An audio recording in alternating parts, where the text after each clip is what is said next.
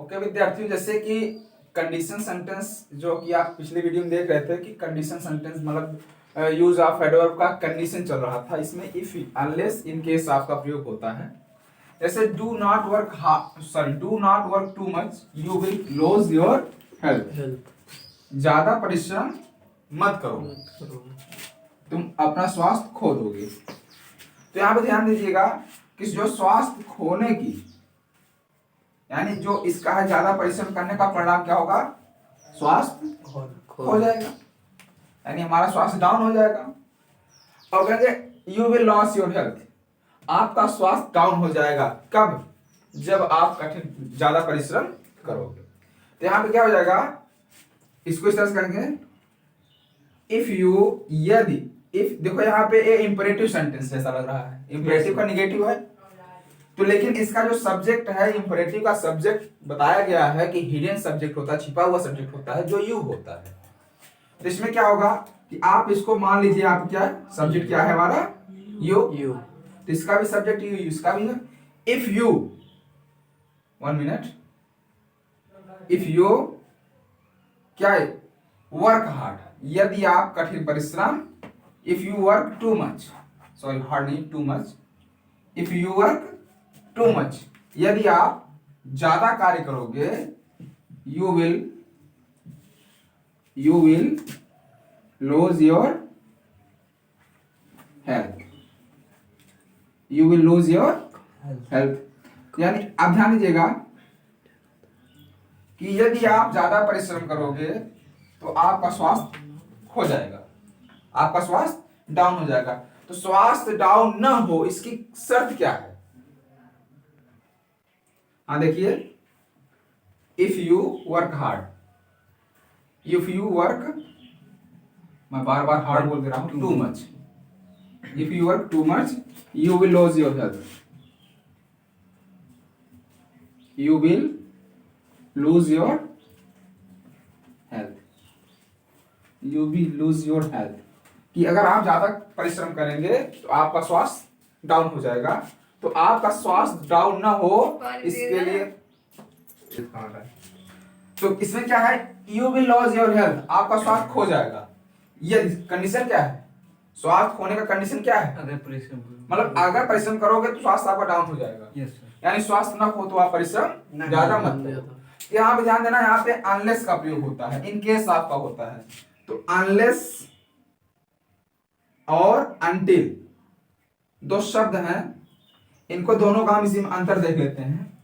अभी आपको जब टाइम बताया गया था टाइम क्लास में, तो टाइम में अनटिल लगता है और कंडीशन में अनलेस लगता है। आपने कभी कभी सुना होगा जब कोई बोलता है अनटिल या अनलेस, बोलते समय अनटिल और अनलेस, तो कंडीशन है कहाँ अनटिल का प्रयोग करें और कहाँ अनलेस का प्रयोग करें।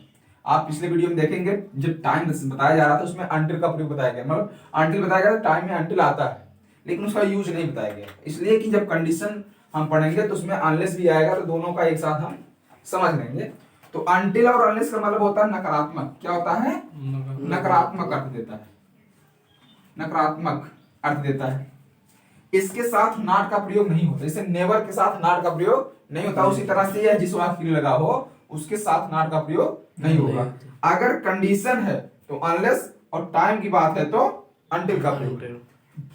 जैसे मैं यहां से तब तक नहीं जाऊंगा जब तक तुम नहीं आ जाओगे, मैं यहां से तब तक नहीं जाऊंगा, I will not go from here, जब तक तुम नहीं आ जाओगे या तुम नहीं आ जाओगे, you will not come, sorry you do not come, you do not come, I will not go from here, you do not come, मैं यहां से नहीं जाऊंगा तुम नहीं आते, मतलब मैं तब तक नहीं जाऊंगा जब तक तुम नहीं आते। तो यहां ध्यान दीजिएगा, I will not go from here, मैं यहां से तब तक नहीं जाऊंगा।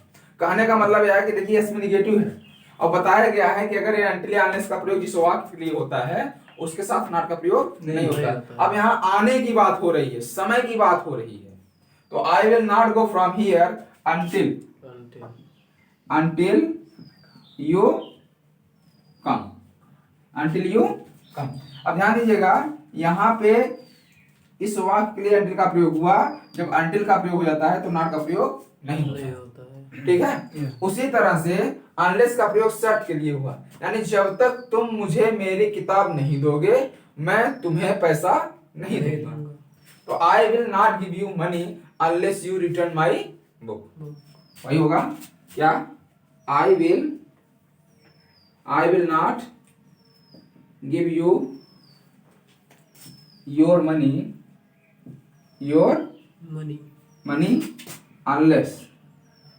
unless you return my book। तो ध्यान दीजिएगा, इसमें क्या हुआ कि I will not give you your money, मैं आपका पैसा नहीं दूंगा जब तक आप मुझे मेरी किताब नहीं वापस कर देते हो। unless you return my book, तब तक मैं नहीं दूंगा, ये शर्त है। और यहाँ आने का समय है, तो ध्यान दीजिएगा, जहां टाइम की बात हो वहां until, और जहां कंडीशन की बात हो वहां unless का प्रयोग होता है। क्लियर हुआ है? तो इसमें है कंडीशन वाले शर्त वाक्य में if, unless या in case ऑफ में इस तरह से वाक्य आप समझने का जो है, देखिए कि you do not work too much you will lose your health. आपको समझ में आ गया होगा। अगर न समझ में आए तो आप इसको जहां प्रॉब्लम हो रहा हो आपको, आप कमेंट बॉक्स में लिखिएगा। और यहाँ पे unless और until के बीच में जो है जो डिफरेंसेस होते हैं, दोनों का एक प्रयोग एक साथ नहीं हो सकता है, एक कंडीशन के लिए और एक टाइम के लिए होता है, ठीक है। अब इसके बाद जो है, अभी हमने पढ़ा टाइम, पढ़ा प्लेस, पढ़ा रीजन, पढ़ा कंडीशन, फिर कंट्रास्ट देखते हैं कि कंट्रास्ट कैसा होता है। आप लोग इसको नोट कर लीजिए, ठीक है। तो जैसे कंडीशन आपने समझा, अब आगे जो है आपको कंट्रास्ट। कंट्रास्ट यानी विरोधाभास, जहां हो, जहां विरोध हो, दो अलग अलग चीजों को जब एक साथ रखने का प्रयास किया जा रहा हो वहां पे कंट्रास्ट का प्रयोग होता है। जैसे देखें, एडवर्ब ऑफ कंट्रास्ट क्या होता है? कंट्रास्ट यानी विरोध बताने वाले जब शब्द आपस में हो। इसका प्रयोग ऐसे वाक्यों के लिए होता है जब दो वाक्य या दो से अधिक वाक्य आपस में कोई समानता न रखते हो, यानी एक का उल्टा दूसरा हो, और उनको जब हम एक साथ रखने का प्रयोग करते हैं या प्रयास करते हैं, तो इनमें आल्दो, दो या इवन इफ का प्रयोग होता है। तथापि, यद्यपि, तथापि। जैसे देखिएगा, जब दो अपोजिट सेंटेंस हो, दो अलग अलग वाक्य हो और एक साथ रखा जाए एक साथ, जैसे he is happy, sorry, he is poor, he is poor, he is happy। वह गरीब है, वह खुश है। क्या कोई अपनी गरीबी से खुश होता है? कोई नहीं होता। दूसरी बात, अगर वो वास्तव में गरीब है तो जो भूखा मर रहा है, भोजन नहीं उसके पास, वह खुश कैसे हो सकता है? ये दोनों अलग अलग चीजें हैं, गरीब होना और प्रसन्न होना। हाँ, एक अगर मीडियम रेंज का गरीब है, जैसे मीडियम कैटेगरी के जो लोग होते हैं, वो कहते हैं ये गरीब तो है, लेकिन इसका मतलब है वो अपनी चीजों से संतुष्ट है। लेकिन गरीब का मतलब यहाँ से समझिएगा जिसके पास कुछ न हो, भोजन व्यवस्था उसको हर हाल में हर पर डे करनी होती हो, तो ऐसे में वो क्या खुश रह पाएगा? वो तो हमेशा टेंशन रहेगा कैसे हम भोजन व्यवस्था करें, तो खुश नहीं होगा। इसलिए दो अलग अलग पार्ट है कि गरीब होते हुए भी वह खुश है, तो तुम्हारा सिंपल हो जाएगा। लेकिन यद्यपि वह गरीब है फिर भी खुश है, तो इसमें क्या होगा? although he is poor, he is happy। although he is poor, he is happy।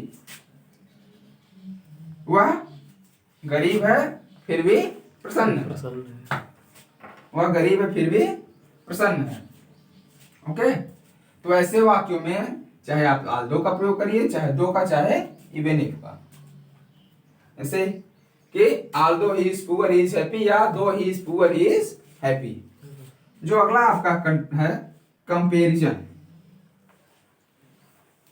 Comparison, comparison मतलब तुलना, तुलना करना। जैसे दो अलग अलग वाक्यों को जब आपस में हम समानता या तुलनात्मक अध्ययन करते हो, ऐसे में हम कंपैरिजन का प्रयोग करेंगे। इसका आप जो है विस्तृत अध्ययन, जब ट्रांसफॉर्मेशन आप पढ़ेंगे, कंपैरिजन ऑफ सेंटेंसेस जब होगा, या एडजेक्टिव एडवर्ब का जब कंपैरिजन पढ़ाया जाएगा, उसमें आपको अच्छे समझ में आएगा, ठीक है। लेकिन जो सिंथेसिस में हमें पढ़ना है कॉम्प्लेक्स सेंटेंस में, एडवर्ब क्लॉज में, देखना कि तुलना करना, दो अलग अलग वाक्यों को जब आपस में हम तुलनात्मक अध्ययन करें, तो इसमें क्या होता है, then, so as, so as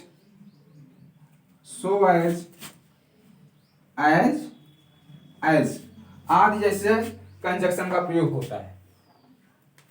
जैसे Sarla is beautiful, Sarla is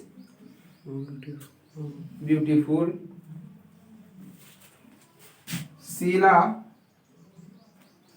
is also beautiful. Sarla सुंदर है, शीला भी सुंदर है। कहना सरला सुंदर, शीला भी सुंदर, दोनों सुंदर हैं, तो कह सकते हैं सरला भी उतनी ही सुंदर जितना कि शीला। तो यहां पे देखिए, जहां पॉजिटिव सेंस आए वहां पे एज का, और जहां पे निगेटिव सेंस आए वहां पे सो एज का, और जहां कंपैरेटिव सेंस आए वहां देन का, और बाकी सो का प्रयोग सामान्यतः शब्दों में किया जाता है। जैसे Sarla is as beautiful as Sheela, Sarla is as beautiful as Sheela. ये जो आपका ब्लैंक देख रहा है ना, ब्लैंक प्लेस है, खाली स्थान है, तो इसमें आपको एडजेक्टिव या जो उसका कंपैरेटिव डिग्री होगा, जो भी डिग्री आप एडवर्ब होगा या एडजेक्टिव होगा, उसी को रखते हैं। तो एज का प्रयोग, Sheela is as beautiful as, Sarla is as beautiful as Sheela, Sarla भी उतनी ही सुंदर है जितना कि शीला है। अगर यहाँ पे होता कि Sheela is beautiful, Sarla is not beautiful, ठीक है, तो Sheela is beautiful, Sarla is not beautiful, दोनों अपोजिट हो जाते। क्या होता कि सरला इज, यानी Sheela is not so beautiful as Sarla, Sheela is not so beautiful as Sarla, यानी शीला उतनी सुंदर नहीं है जितना कि सरला, ठीक है। तो इस तरह से इसका प्रयोग होता है। अब आगे देखिएगा, comparison, condition, contrast, comparison, purpose. अगला कौन सा टॉपिक हमारा, पर्पज, उद्देश्य, ठीक है। तो उद्देश्य के बारे में क्या करते हैं, ओके। अगला टॉपिक क्या हमारा, पर्पज। पर्पज मीन्स उद्देश्य, यानी किसी कार्य को करने का उद्देश्य क्या है, इसको देखते हैं। पर्पज, पर्पज में सो दैट मीन्स ताकि, इन ऑर्डर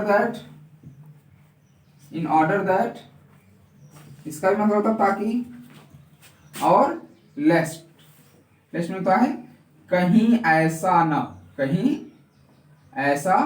न हो कि, ठीक है।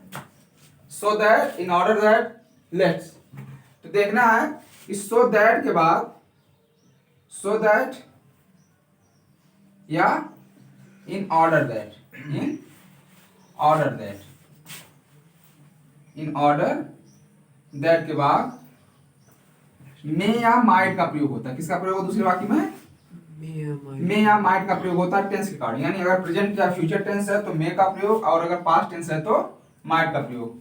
और अगर लेस्ट आ जाए, क्या जाए, लेस्ट के साथ शुड का प्रयोग होता है, ठीक है।